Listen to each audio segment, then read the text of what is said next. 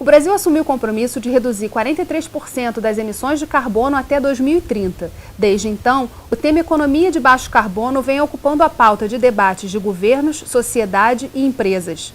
Saiba o que é economia de baixo carbono e quais são as estratégias que estão sendo tomadas pelo país para atingir essa meta até 2030 e quais são as oportunidades que o estado do Rio de Janeiro tem nesse novo contexto no Rio Foco Tendências, que começa agora diretamente do Jardim Botânico. Fica com a gente.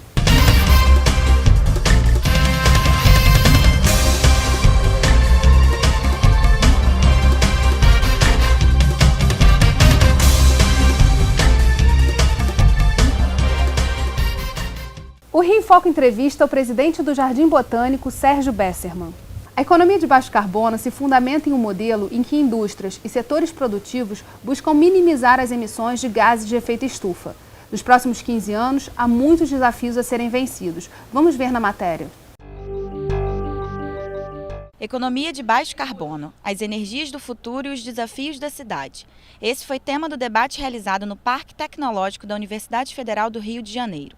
Durante o encontro, especialistas apresentaram os principais desafios para o Brasil se tornar um exemplo internacional baseado na baixa emissão de carbono e quais as próximas medidas que precisam ser adotadas, além de reduzir o número de materiais e energia. A gente tem um desafio enorme que é como suprir também, a demanda de energia, ofertar energia para uma grande parte da nossa população, porque o Brasil ele ainda está em crescimento, Então a gente tem que continuar a aumentar a oferta de energia, de serviços, de produtos para uma parcela da população que não tem ainda esses produtos. O que a gente tem basicamente no país em termos de emissão de carbono são 3 setores principais: a agricultura, energia e desmatamento. O desmatamento tem reduzido, está sendo controlado, então está sendo administrado. Agricultura e energia, que a gente realmente tem aí um desafio grande. Como a gente vai aumentar a nossa temperatura média do planeta de qualquer forma, aliás já aumentou pelo menos 1 grau,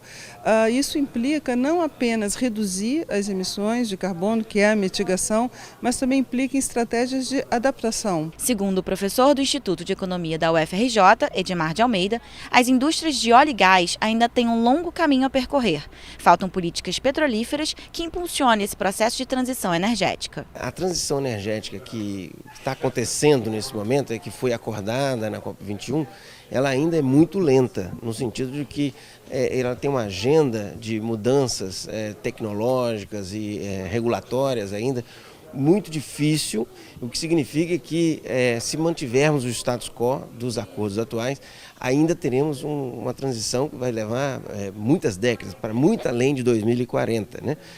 Nesse horizonte, a indústria do petróleo e gás é uma indústria que continua tendo um papel importante na matriz energética mundial. No caso do setor de geração elétrica, essa transição está sendo mais rápida. Hoje, cerca de metade da expansão da capacidade elétrica mundial ela já é feita com renováveis, mas no setor de transporte, essa participação dos renováveis ainda é muito pequeno. Hoje está em torno de 3% e nós vamos chegar a uma participação em torno de 7% em 2040. Isso vai requerer acordos internacionais e também discussões em cada país sobre quais são as políticas para você avançar nesse processo de transição. Para as próximas 2 décadas, é esperado que os investimentos em energias fósseis caia para 30 bilhões de dólares, enquanto os investimentos em energia de baixo carbono, nuclear e renováveis aumentem cerca de 140 bilhões de dólares. A relação com a inovação é a chave para essa mudança de paradigma, criando novas soluções para velhos problemas. Olha, acho que a gente deveria estar investindo mais em outras fontes renováveis, que a gente praticamente ainda não utiliza, como solar, eólica, até que está aumentando bastante, mas solar a gente ainda está muito incipiente, e também num padrão de consumo mais adequado. Com as mudanças climáticas já é domínio científico completo que precisaremos ter um futuro carbono neutro, ou seja, que as emissões sejam de alguma forma compensadas, sendo capturadas. Ou seja, a forma que nós vamos viver no futuro será totalmente diferente. Então precisamos investir em novas tecnologias e aqui o Centro Tecnológico e o Rio de Janeiro tem esse potencial. Sérgio, quais são os desafios para o Brasil na economia de baixo carbono? São desafios de manter o trabalho de redução do desmatamento até chegarmos ao desmatamento zero da Amazônia. São desafios na área de energia, tanto a produção de energia elétrica como a energia de transportes nas cidades. E há um desafio que é ao mesmo tempo uma oportunidade. A logística brasileira, a infraestrutura brasileira, ela é muito ineficiente. Então nós temos que mexer nisso para reduzir o custo do Brasil, para ganhar eficiência, para ganhar competitividade. Simultaneamente ela é muito porca, ela é imunda. É um país continental que transporta carga com caminhão a diesel, principalmente. Então nós já temos esse desafio, nós temos que transformar a nossa infraestrutura numa infraestrutura de século XXI. Vamos fazer isso junto com a transição para baixo carbono, limpando a nossa matriz. Esses são os três principais desafios. Mas o importante é notar que, embora sejam desafios grandes, a gente tem oportunidades e vantagens, né? A gente tem oportunidades e vantagens de uma forma muito impressionante. O Brasil é o único país do mundo, pode ser que existam outros, mas pequenos, a única economia relevante do mundo que, numa economia de baixo carbono global, ela se torna mais competitiva do que ela é hoje. Nós temos esse potencial todo relacionado à biomassa e a um uso mais inteligente do solo. Nós temos essa questão da infraestrutura que, se for limpa, se torna mais eficiente. Nós temos imensas possibilidades de ter uma matriz energética limpa. Então, isso nos tornaria... O Brasil tem que descobrir uma forma de voltar a crescer. Sim. Essa forma é a transição para o baixo carbono, porque ela é inevitável no mundo e ela nos torna mais competitivos, aumenta a nossa produtividade. Então, para o Brasil, embora tenha custos, seja desafio, é o caminho, é o tapete que a gente tem para seguir. Mas como criar esse senso de urgência? Porque tem tantos desafios aí nessa superação da crise, como é que a gente consegue pautar para que esse seja o foco? Muito difícil, muita arte e ciência, porque, como disse Sir Nicholas Stern, um dos grandes economistas que trabalha com o tema, é a maior falha de mercado da história global. Então, era preciso que o custo de esquentar o planeta, o custo de emitir gases de efeito estufa, entrasse no preço das coisas, para que o mercado recebesse uma sinalização adequada de que é esse o caminho. Não existe ainda governança global para isso. Então está se tentando um caminho que é o das contribuições nacionais. Isso é bom para botar a roda em movimento. Mas as metas ainda são conservadoras, né? Mesmo que todas as metas sejam cumpridas, nós vamos mais para perto de 3 graus do que de 2. E o modelo de negócios, vamos chamar assim, sugere que as metas não serão cumpridas. Ninguém administra um botequim perguntando para o cozinheiro qual a sua meta? E ele diz, é tanto. Mas se eu não cumprir, o que acontece? Nada. Aí vai para o garçom, sua meta é tanto. E se não cumprir? Não acontece nada. É isso que nós estamos fazendo no nível de governança global possível no mundo de hoje, é o que foi feito em Paris. Enquanto isso, as consequências das mudanças climáticas vêm se mostrando a cada dia. Por isso, a transição para baixo carbono e, em algum momento, a precificação, ou seja, na estrutura geral de preços da economia, talvez começando por alguns setores, o carbono virar preço, é um custo esquentar o planeta, isso tem que estar no preço das coisas.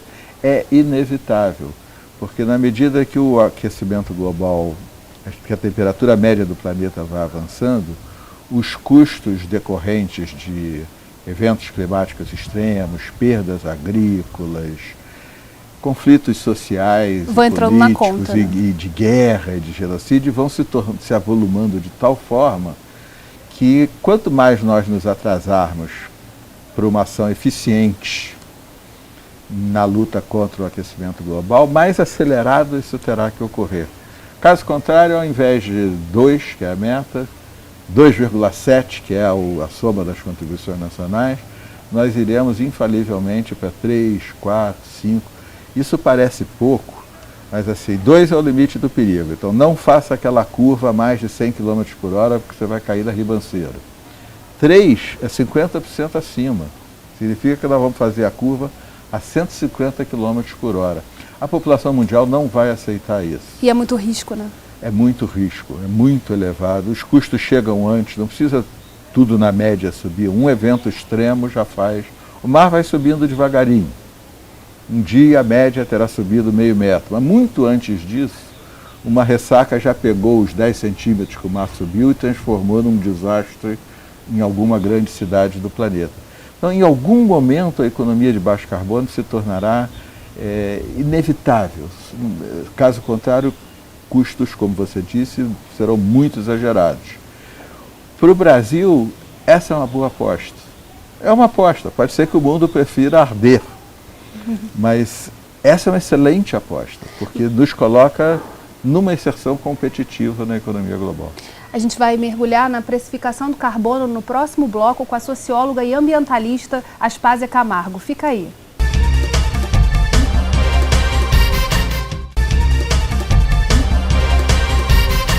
Voltamos ao Rio em Foco Tendências nesse segundo bloco com uma participação especial. A socióloga e ambientalista Aspásia Camargo.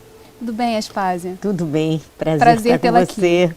Uma das medidas de combate às mudanças climáticas é a precificação do carbono, que nada mais é do que atribuirmos valor aos impactos gerados pelo aumento da emissão dos gases de efeito estufa na atmosfera.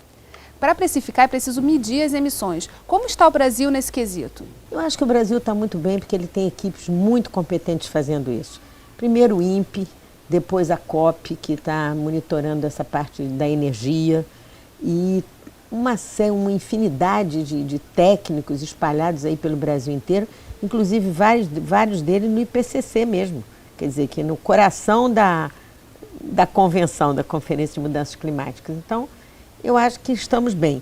Também fizemos uma proposta baseada nesses levantamentos, que foi corrigida, havia alguns erros que precisavam ser corrigidos, eles foram corrigidos, e nós estamos refinando um pouco a nossa participação oficial, que é ousada.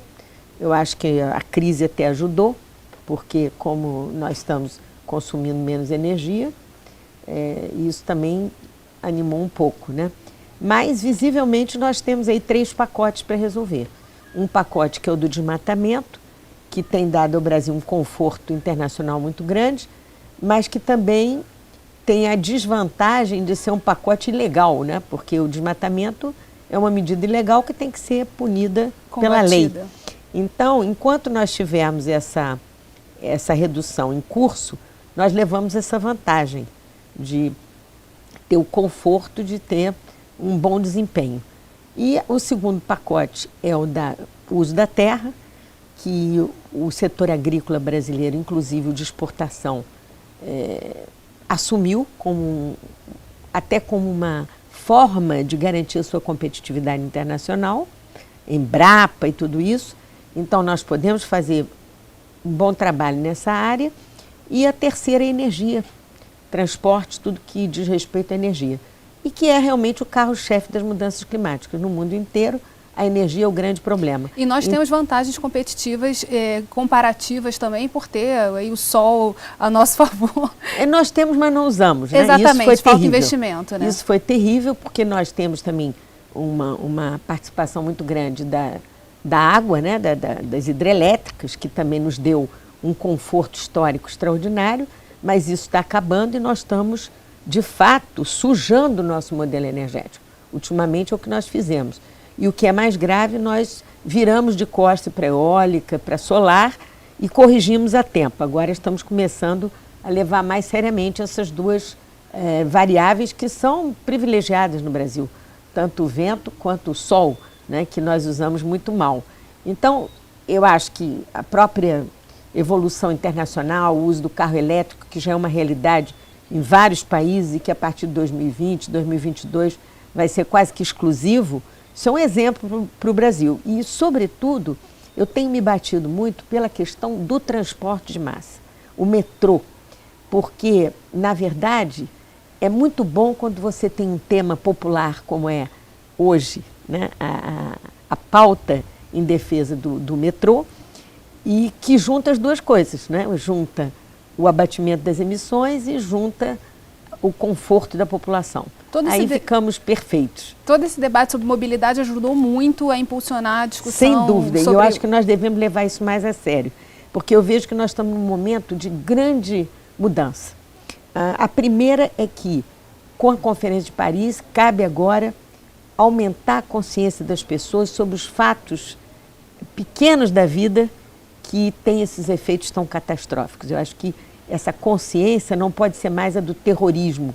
O mundo vai acabar, nós vamos ser queimados vivos no fogo do inferno. Não, nós vamos corrigir os nossos erros, né? Nós vamos mudar a maneira de lidar com a natureza e nós vamos, sobretudo, acabar com os combustíveis fósseis, que já tem agora uma data para o enterro, que é 2050. Então, isso dá um conforto muito grande para fazer uma pauta nova. E a segunda questão, que eu acho que é a mais espetacular, digamos assim, é o fato de que a economia começou a absorver as lições da ecologia. E aí a revolução funciona. Aí passamos realmente de um modelo de combustíveis fósseis, como saímos da idade da pedra para a idade, né, do ferro, e agora vamos entrar na idade da descarbonização e, portanto, de modelos energéticos múltiplos, complementares, integrados e fora completamente da economia do petróleo, que foi a que provocou toda essa calamidade, a do carvão, evidentemente. Então, isso é que eu acho que é sensacional.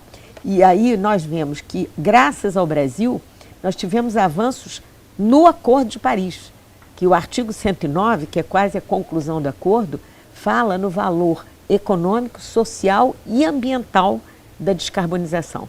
E aí você tem realmente um reconhecimento de que nós poderemos trabalhar agora as matrizes econômicas que poderão levar a esse processo de mudança na economia. Falando especificamente da matriz econômica, como precificar o carbono? A questão do valor do carbono, da tonelada de gás carbônico, ainda é um tema que está em discussão, né? Fala-se de $30, o mínimo $200, para começar a entrar nesse... Mas na verdade, aí voltamos à sua primeira questão, o que vai ser a base desse cálculo, dessa precificação, é qual o prejuízo que nós vamos ter se não fizermos nada, se essa conversão não for feita, né? Quais as calamidades que vão acontecer e quanto elas vão custar. Agora já estão as equipes brasileiras contando uma coisa em torno de 150 bilhões de reais para o que pode acontecer daqui até 2050 na costa brasileira. Se não fizermos nada. Aqui na costa do Rio de Janeiro. Na costa do Rio de Janeiro, perda de imóveis que vão ser, atingidos pela mudança do nível do mar. Então, esses cálculos os economistas já estão fazendo. E eles vão fazer isso a nível mundial. E aí nós vamos ter o tamanho do prejuízo que vai nos permitir precificar. Se eu evito esse prejuízo fazendo coisas que vão diminuir essa calamidade, eu tenho direito, então, acesso a uma moeda, que seria uma moeda paralela da descarbonização. Obrigada, Aspásia. E no próximo bloco nós voltamos com o presidente do Jardim Botânico, Sérgio Bessermann, para falar sobre tributação. Não saia daí, Rio em Foco aqui, política e economia caminham juntas.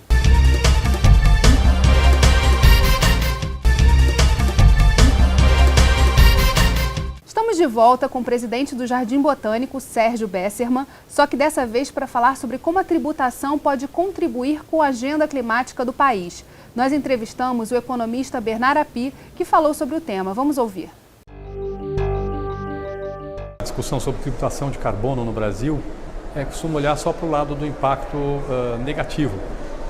Obviamente, se eu criar um tributo sobre carbono e não compensar isso com a redução de outros tributos, eu vou ter um impacto positivo sobre a emissão de carbono e um impacto negativo sobre outras variáveis econômicas, como emprego, produção e até mesmo a competitividade da economia brasileira.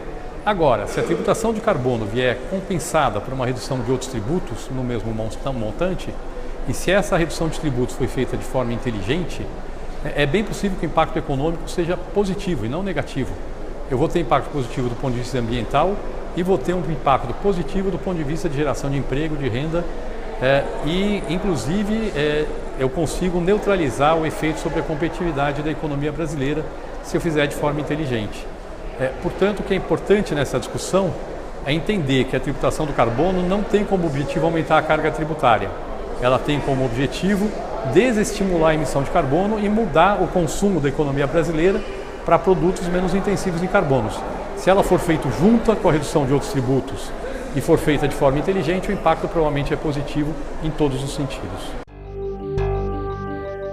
No vídeo, a PI defende uma visão sistêmica da tributação, mas ainda é um tabu falar sobre isso no Brasil, né? No Brasil e em muitos outros países do mundo, ninguém gosta de imposto, por isso que o nome é imposto.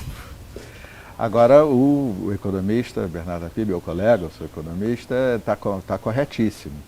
É possível, aqui a gente tem que pensar em dois planos. Um primeiro plano é o plano nacional. É possível diminuir alguns tributos e aumentar. Agora mesmo está se discutindo, mais cedo ou mais tarde nós vamos ter que discutir algum aumento de impostos. Muito melhor aumentar um pouco a CID do que recriar CPMF ou coisas desse tipo. Por quê? Porque a CID vai incidir sobre gasolina, enquanto a CPMF é muito mais extensiva, muito mais ampla. Então ele está correto. E dentro da linha que conversávamos antes, de que o Brasil se torna mais competitivo, quanto mais rápida for a transição para o baixo carbono, ele está correto também, colega, de que isso pode ser uma oportunidade de geração de renda, de emprego no médio e no longo prazo extraordinária para o Brasil. Agora, há uma dificuldade enorme. A forma correta de fazer isso seria uma taxa global. E que seria redistribuído, o que você arrecadasse, você devolvia uma parte para a África. Isso os economistas sabem fazer muito bem esse tipo de coisa dentro dos países. No entanto, o mundo não tem ainda governança capaz de instituir uma taxa global. Então você veja, se um Estado brasileiro se antecipa e diz, não, eu vou botar uma taxa, corre o risco das indústrias se moverem para outro Estado. E em países a mesma coisa, A né? mesmíssima coisa. Um país se autoimpõe uma taxa, porque quer ajudar a acelerar o processo, e ocasionalmente a fábrica muda para outro país que não tem a taxa, ou as pessoas importam produtos de outros países que sairão mais baratos porque não tem a taxa. Então esse é um impasse. E não pode ser uma taxa também muito baixa a ponto das pessoas disserem, tudo bem, eu pago o preço e não fazer a mudança. E não é baixa, mas pode começar baixa para depois ir aumentando. Mas o grande problema é que é tudo sistêmico, efetivamente, a economia mundial está globalizada e o que nós precisávamos é que esse custo, o custo de esquentar o planeta, de emitir gases de efeito estufa, fosse globalmente imposto a todos e redistribuído de acordo com a realidade social. Não se pode cobrar da África o mesmo preço que se cobrará dos Estados Unidos, do Japão ou da Europa. Mas as emissões são diferentes em diferentes escalas. No caso, os países mais pobres também têm um impacto muito grande, que precisa também ser trabalhado. Essa conta ainda está muito lenta, né? O mundo não tem governança global hoje para resolver problema nenhum. Nem a crise financeira de 2008, que ainda tem muita alavancagem a ser resolvida, nem a questão da Síria, do Estado Islâmico, e muito menos mudança climática. Isso pode parecer assustador, mas não é a história. A história, no século XXI, com os poderes que a humanidade adquiriu, exige agora, não um governo mundial, que isso seria, imagina um governo mundial, vai por ali, não, mudou, agora vai por ali, isso ninguém quer. Mas que é imperativo que a gente encontre formas de governança global. E uma das primeiras consequências de uma governança global mais efetiva seria uma taxação sobre carbono equivalente, quer dizer, também os outros gases, porque aí o mercado recebe o sinal correto. E quem for penalizado quem tiver inovações tecnológicas, soluções que emitam menos, será beneficiado, o emprego e a renda avançarão. Agora, mais uma vez, assim, para o Brasil tomar a frente desse movimento é muito complicado, né? É complicado porque o Brasil não tem capital econômico, político, social para ser liderança global, mas por outro lado nós temos capital, vamos chamar assim de ambiental, como o professor Carlos Nobre diz, nós podemos ser uma potência ambiental. Então, se nós não temos hoje capacidade de liderar um processo de precificação global do carbono, mas nós podemos dar exemplo, cumprindo a nossa contribuição nacional com rigor, indo até mais além e nos colocando numa postura de cobrança em relação às demais nações e aos demais atores econômicos e políticos. Mas você só pode cobrar se você faz. Então, o que o Brasil tem que fazer agora é cumprir a sua parte e mais. E em relação a, só para a gente fechar, já estamos no finalzinho desse programa, na sustentabilidade, os pequenos exemplos são muito importantes também para criar esse modelo e também motivar que outros entrem nesse mesmo discurso. E o Brasil participa muito bem disso, o Rio de Janeiro também, né? Essa é um pouco o que os cristãos chamam de testemunho. Não adianta você ficar cobrando dos outros se você não dá o testemunho de que você está fazendo, que você considera aquilo correto. Nós temos uma boa contribuição nacional, podia ser mais ambiciosa, mas comparada dos outros países, ela está na primeira fila. Nós temos muitos atores subregionais, como a cidade do Rio de Janeiro, outras cidades que colocaram em lei também, cumprindo suas metas de redução.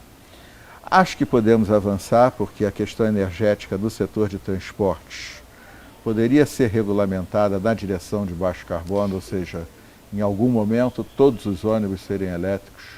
Começa pelos dos BRTs, dos BRS. O ônibus elétrico, além de não esquentar o planeta, não faz mal à saúde e não faz barulho. Então, a eletrificação torna a eficiência energética muito mais possível.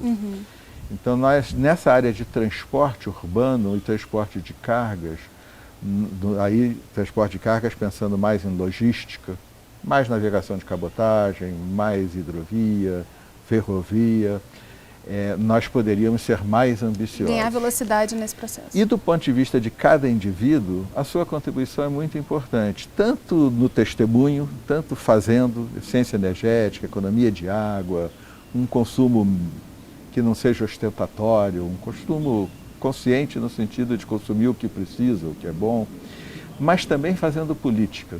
Política com P maiúsculo, não é votar em fulano ou beltrano apenas, mas compreendendo que o aquecimento global penaliza especialmente aos pobres do planeta, mas penaliza a todo mundo, que o risco, como você disse antes, quer dizer, não só as coisas que a gente pode assegurar que vão acontecer, mas há o risco delas acontecerem antes. Há também incertezas, coisas que não são nem risco, a gente não sabe, mas que serão muito custosas. E, portanto, exigir da política em grego quer dizer agregar em torno de ideias. Então, que a política seja capaz de transformar mais as coisas na direção de uma outra civilização. Nós temos que abandonar a civilização dos fósseis para a civilização do baixo carbono. Bem, infelizmente, nosso programa está chegando ao fim. Obrigada, Sérgio, e obrigada a você que ficou com a gente até agora.